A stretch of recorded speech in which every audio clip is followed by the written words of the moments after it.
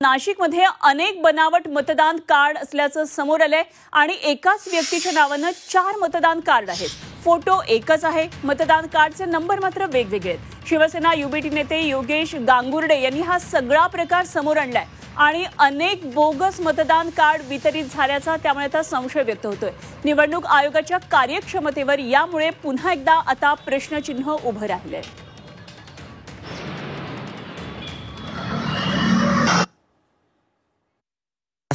नाशिक मतदारसंघात असे मतदार आहेत की त्यांचे एकाच नावाचे 3-3 शैक्षणिक कार्ड बनवले गेले, म्हणजे तो 3 ठिकाणी मतदान करू शकतो। आणि महिलेच्या नाव महिलेचं आणि फोटो हा जेंट्सचा त्याच्यात करण्यात आलेला आहे। आणि मतदार यादीत कसं असतं, मतदार यादीत जो नो फोटो असतो त्यालाच हे मतदान करू देतात। आणि त्यावेळेस जर निवडणूक अधिकाऱ्याशी आपण उद्धत घातली तर त्यावेळेस सरकारी कामात अडथळा घातला याबाबत ते गुन्हे दाखल करतात। निवडणूक निर्णय अधिकाऱ्यांनी याबाबत मी विचारणा केली असता तर निवडणूक निर्णय अधिकाऱ्यांनी मला उडवडीची उत्तरे दिली। आणि हे जे पुरावे जर आज नाशिकमध्ये मला जर भेटले तर असे भरपूर पुरावे की नाशिकमध्ये सापडतील आणि आढळतील।